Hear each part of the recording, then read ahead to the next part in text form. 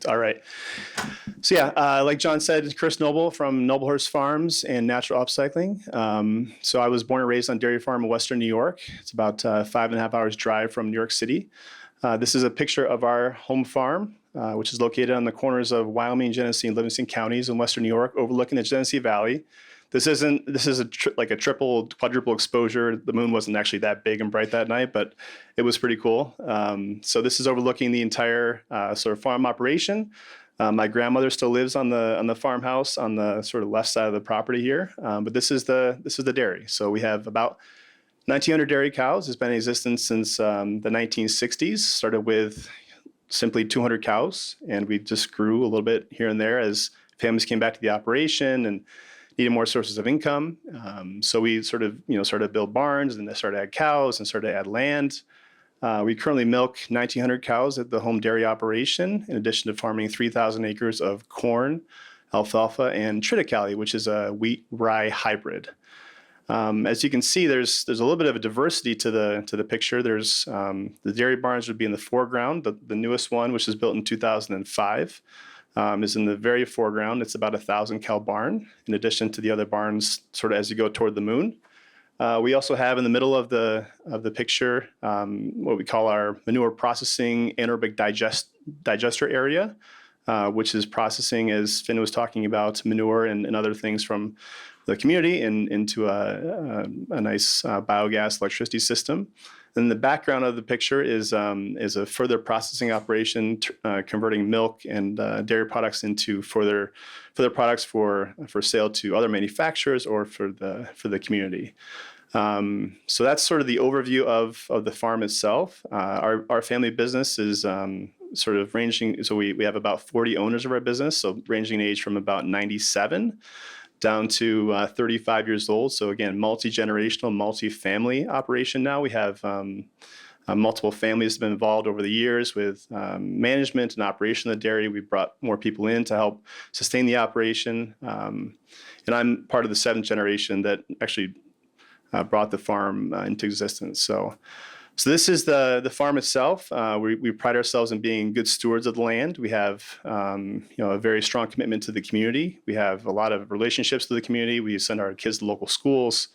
So what we do has a big impact on what the community thinks about us, and also it has a big impact on how we represent ourselves to the industry. So this dairy itself is located in the town of York, and I believe it to be the largest concentration of dairy cows in any town in the New York State area. So it has obviously a lot of dairy and agriculture in general, but it's a very fertile area. So obviously you're going to have a lot of interest in farming in this area.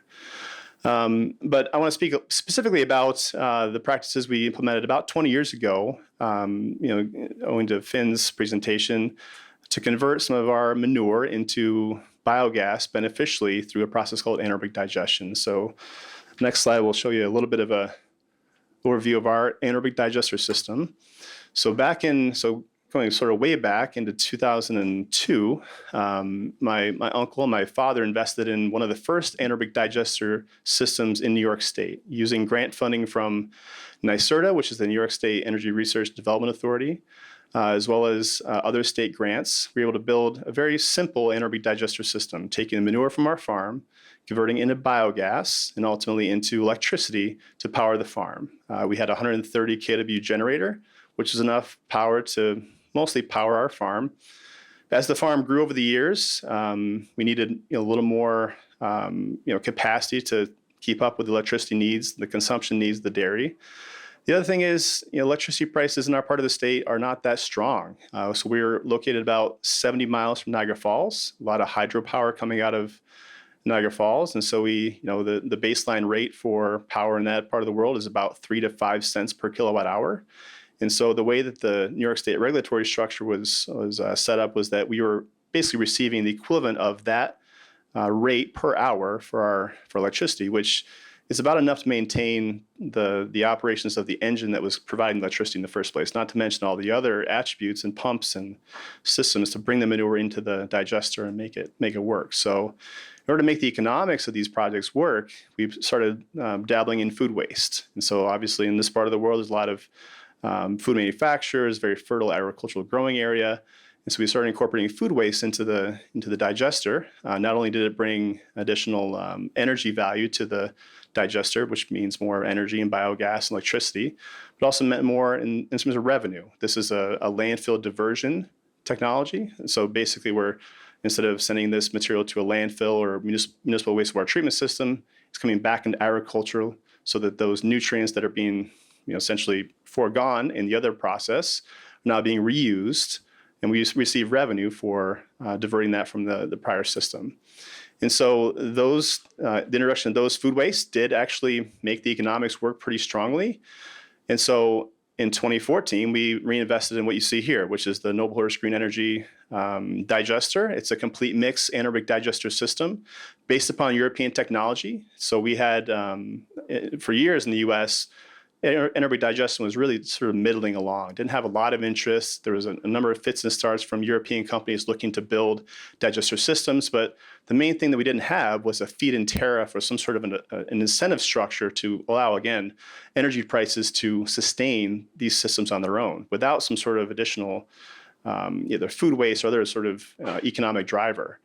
And so we ended up sort of investing in this European technology, which had been perfected over a number of years. Europe has much different anaerobic digester policy. Depending on the country, there's feed-in tariffs, there's incentive structures, there's all kinds of ways for energy to be valued fairly highly. So we took the technology and said, okay, let's try to focus on our experience with the food waste side of things, drive the economics into the tipping fees, and then help the energy side of things, essentially be subsidized by the food waste we brought in. So this picture sort of represents the digester as it was first constructed back in 2014. It's a single vessel, 1.3 million gallons, which is fed from the manure from our farm. Our 1,900 cows produce about 40,000 gallons of liquid manure a day. Then also in the foreground, there's a couple of sort of some concrete structures here. One is for liquid food waste. We bring it in tanker loads from breweries, food manufacturers that have liquid high-strength streams that we can incorporate in the process. And then the sort of like triangular shape structure is for food scraps. And so think about the typical banana peels, apple cores, watermelon rinds that are being generated by commercial food waste generators, which you would call grocery stores. We would bring that back to the digester, grind it up, and incorporate it in with other liquid food waste in the manure to make more biogas. And so this is a three-pronged co-digestion system: manure, liquid food waste, and food scraps. So we began this business in 2014, right on the farm. One of our kind of light bulbs went off, said, well, how do we get all this food waste we're envisioning to bring to the digester actually to the farm? We're in the middle of Western New York. We have Rochester and Buffalo nearby. How do we get it here? So we actually set up a separate company called Natural Upcycling that would focus on the logistics, bringing that material from a retailer, grocery retailer, food manufacturer to the digester. So that was the light bulb. So this is the process. And so we started, our original business was a partnership between our farm and a local fellow who was experienced in the waste industry, sort of knew how to get waste type material from retailer to a landfill originally into commercial food scraps collection. So you're thinking about a grocery store that's preparing fruits and vegetables and other things behind the counter at the store, and all these materials that are not sold to consumers either because they are inedible or they are past the sell-by date, go into these 64-gallon bins. And these are collected at the back of the store. We bring our truck, which is this little white, cute little truck. This is right off the assembly line in Ohio at a truck manufacturer. We roll those totes on the back of the truck, dump it into the truck, and then bring it back to the farm and dispose of it on our concrete pad, which is exactly what I just showed you, in 10-ton formats, just like this. This picture on the bottom of the screen actually incorporates the New York State butter sculpture. So actually, as of last week, we had the New York State butter sculpture deconstructed and then brought back to the farm in 800 pounds. And we did some math on this. We actually converted 800 pounds of unused butter into enough power to power a home for 3 days. And so just to give you an example of the types of materials that we bring in, food scraps and butter sculptures are part of the deal. So as we grew the operation, though, we sensed that there was more opportunity beyond just Western New York. Wegmans is a very strong retail chain, one of the top retailers in the country. But then we're getting requests from them to come to other parts of the country. And so we now service Wegmans stores in over 10 states. We service them with collection trucks, but importantly, we don't bring that material all back to New York. We bring it back to local anaerobic digesters and compost operations in the jurisdiction that we collect in. So we have a composter in North Carolina and an anaerobic digester in Maryland and in different places that even in New Jersey, we bring it to Trenton Biogas, which is in central New Jersey. So we're reducing the amount of emissions and miles that we're traveling these roads, and also doing the right thing by bringing the nutrients and the food back to the communities that use them in the first place. So these are the type of customers that we would service, as I mentioned, Wegmans, but this is a whole ecosystem of bringing food, from the retailers that we're creating in the first place, or not using it in some way. So you can probably recognize, especially if you're from the U.S., a lot of these types of companies: Costco, Lidl, Amazon, Wegmans. But you could sort of create a cross section of businesses in any jurisdiction that would have coffee shops and restaurants that have a need for this kind of service. And importantly, the states, especially in New England and in California, are starting to recognize that food waste is a big problem and that landfills aren't being built every day anymore. And so starting to encourage and in many cases mandate the amount of food waste that's being generated and sent to landfills. For example, in New York in 2022, I believe, there is a new law in New York State that says if you generate 2 tons or more of food waste per week, which is based upon employee headcount, then you must bring this material back to either an anaerobic digester or compost operation within 25 miles of your operation. And so many of the businesses that are on the screen are now part of the compliance mechanism in the New York State. Massachusetts, Vermont, even New Jersey, a little further along from that perspective. Now, obviously, the big thing is enforcement. How do you actually enforce these companies to do these activities? We find that probably the most success we have is with companies that are voluntarily looking to do these activities because they have a champion, they have a real desire to reduce their carbon footprint, reduce the amount of food they're sending to landfills. And I think about the overall, from farming's perspective, right? So we're obviously addressing the manure management part of it. We're addressing, we're addressing capturing of the methane itself, but then we're also bleeding into the landfill space. The landfills also generate, I think, based on John's slide, about 15% of the methane emissions within the country, and so pretty much all the methane is generated from organic sources, and so food waste is a big component of that. And so if we can bring food waste out of landfills and bring it into the farming sector, you're actually preserving the nutrients that ordinarily would have just gone into landfill and just resided there forever, bringing it back to the land where it was grown and belongs. And so this is a really neat closed loop process that we're trying to pioneer, and there's sort of a growing industry segment that addresses this. But I think it's really important to acknowledge that this is a whole closed loop. And the energy and the fertilizer side is not just the manure side, but it's also in the food waste that's being generated, many times not being fully utilized.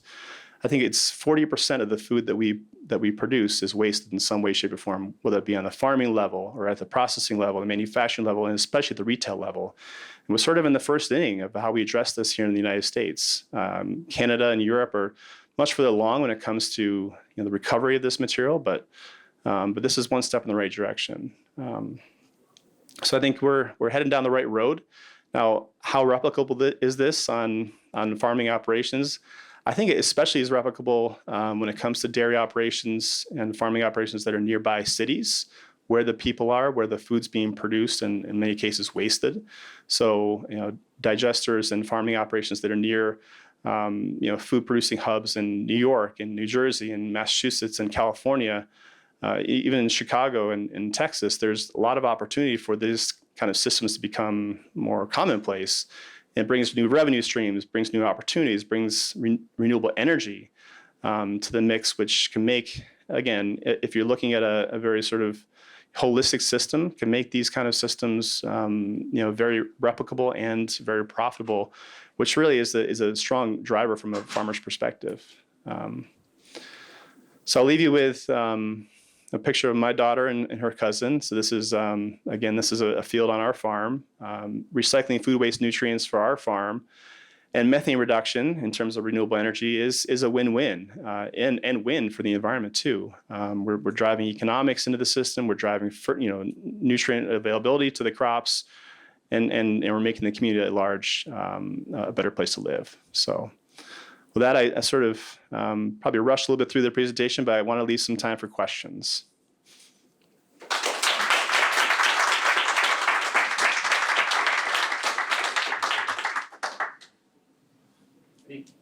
Let me grab we got another mic. I think just for the folks out in the audience, so we can, So my question is related to your relationship with your customers. Are you reporting anything back to them? Because obviously in order to reduce their emissions, you also need to be able to measure it, report that back. So are you providing any data back to your customers? And if not, what are some of the challenges to getting there, or why not? What do you need? What are sort of the gaps in that space?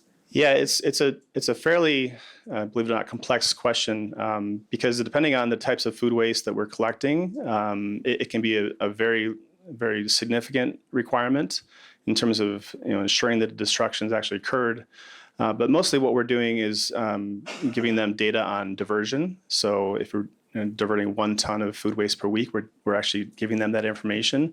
They're then pulling that into their metrics in terms of greenhouse gas emissions avoided by bringing it into an anaerobic digester system versus the system that they would have previously. And the other thing that a lot of these customers are focusing on now is landfill diversion. So going to net zero, which in many cases I think means 90% diversion. And so for our largest customer, Wegmans, their goal by the end of this year is to go to 85% diversion, and by 2025, 90%, which is zero waste. And so they're leading by example, and identified food waste is especially for the food retail world as a big generator of their waste stream. And so if they're able to knock that out, they're well on their way to having a successful model. So, yeah. Thank you. Thank you.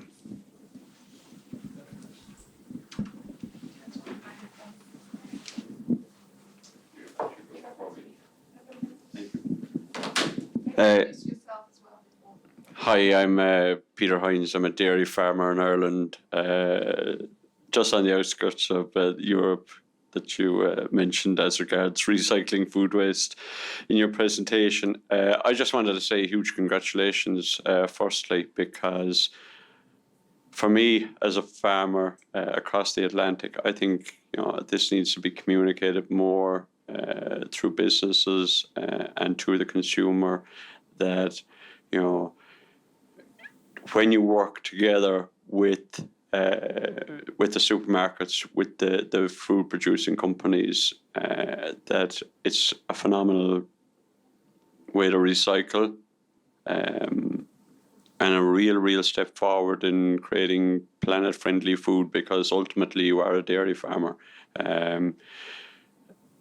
My question is on regulation, spreading the digestate, because you are a livestock farm. Is there more intense regulation with the digestate, considering you have food waste going through the digester? There's not specific regulation around digestate, not yet in New York. All of our regulations are focused on the nutrient management plans that we have created through New York State. And Megan can talk a bit about that later.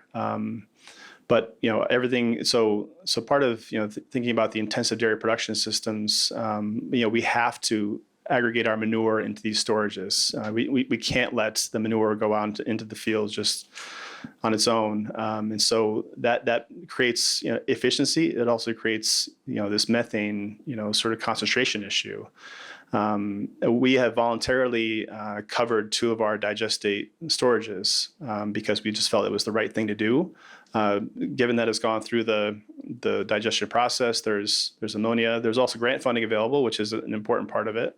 But I think, the cover and flare systems, as Megan will talk about, are one tool in the toolbox. And you can stack these, in the operations too. So, but to answer your question, not specifically yet, but it could be on the way in the future. And we're ready for it.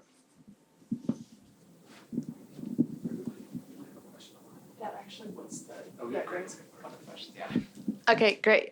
Thank you so much for a great presentation.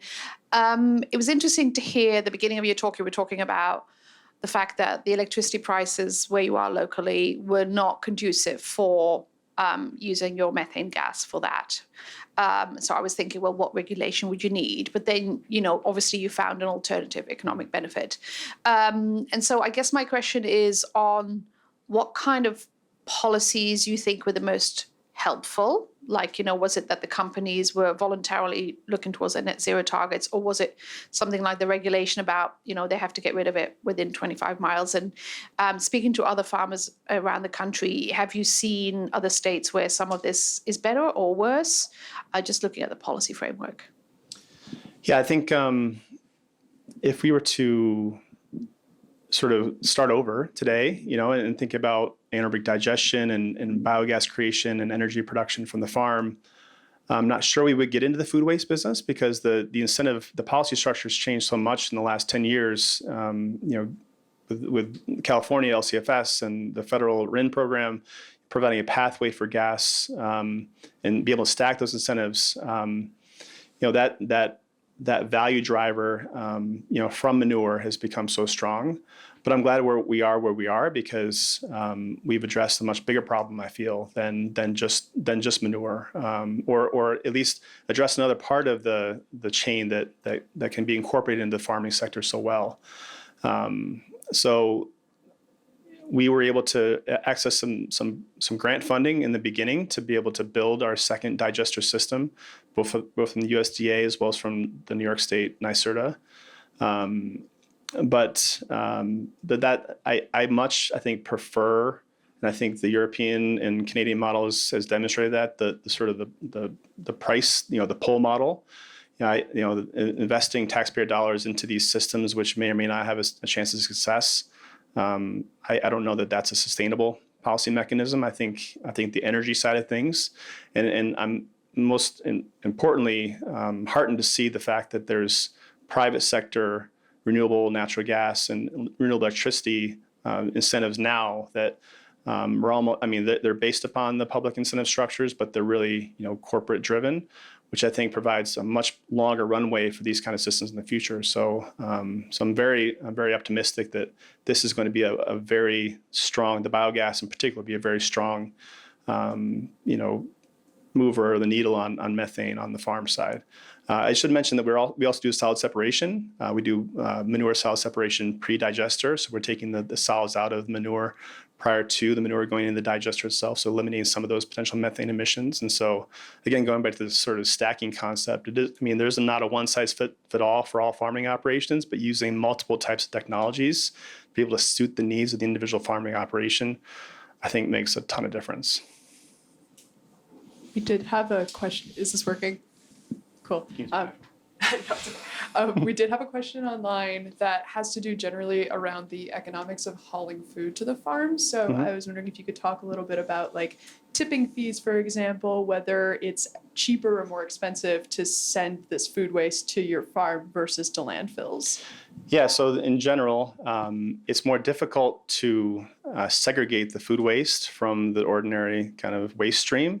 So you saw those pictures of the totes full of food. Obviously, there's people behind the scenes that are sorting out every apple and putting in that specific waste bin. But the ability to charge a tipping fee is an important part of that economic proposition. And it's really a landfill diversion play. So if you're able to offer a competitive service, at least a cost-neutral service, there's also that green environmental benefit that a company can provide and tell their customers, or at least become part of their whole marketing campaign. So so I think the tipping fees, generally speaking, would be lower on the composting and digestion side in order to make up for the fact that the logistics and hauling cost is going to, and aggregation cost is going to be higher. But in general, it's been neutral with the landfill waste disposal cost. And it varies by market depending on, so New Jersey is different than upstate New York in terms of how that all looks. Great. I think in order to keep us online, or keep us on time, we'll continue on. Let's give another round of applause to Chris. Chris, thank you so much for your show. Yeah.